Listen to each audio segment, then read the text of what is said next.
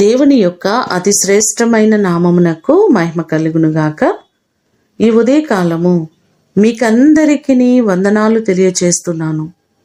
ఈ దినము మిమ్ములను బలపరచు దేవుని మాట, యెహోవా యందు నమ్మిక ఉంచువాడు వర్ధిల్లును. సామెతలు 28వ అధ్యాయము 25వ వచనం. మన పరిస్థితులను స్థితిగతులను చూడక మనము దేవునిపై ఆధారపడి ఆయన యందు నమ్మిక ఉంచినట్లయితే ఆయన ఎడబాయక తోడయుండి మనలందరినీ వర్ధిల్ల చేసేవారు. ఆదికాండము 39వ అధ్యాయము 2వ వచనములో చూస్తే, యెహోవా యోసేపునకు తోడయుండెను గనుక అతడు వర్ధిల్లెను అనే మాటలు మనకు కనబడుతున్నాయి. ఏ వ్యక్తికి దేవుడు తోడుగా ఉంటారో, ఏ వ్యక్తి దేవుని యందు నమ్మిక కలిగి ఉంటారో వారిని దేవుడు బహుగా ఆశీర్వదిస్తారు. ఈ మాటలు వింటున్న మీరందరూ అన్ని విషయాలలో వర్ధిల్ల చేయబడుదురుగాక.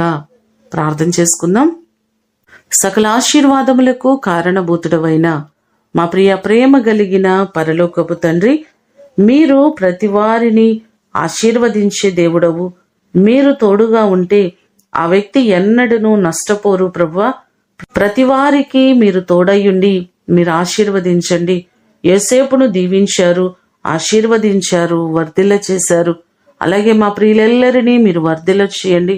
వారి చేతుల కష్టార్జితమును దీవించండి, వారి వ్యాపారములను దీవించండి, వారి చేతి పనులను దీవించండి. వారు చేస్తున్న ప్రతి పనిలో మీ దీవెన, మీ ఆశీర్వాదము, సమృద్ధి ప్రతి వారికి మీరు కలుగ చేయండి. అలాగే దైవజనుల కొరకు ప్రార్థన చేస్తున్నాం. వారు చేస్తున్న పరిచర్యలను మీరు ఆశీర్వదించండి, వర్ధిల్ల చేయండి ప్రభువా. వారి కుటుంబాలను దీవించండి.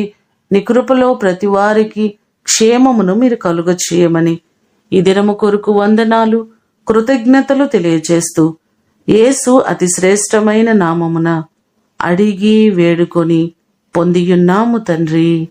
ఆమేన్. దేవుడు మిమ్ములను దీవించునుగాక.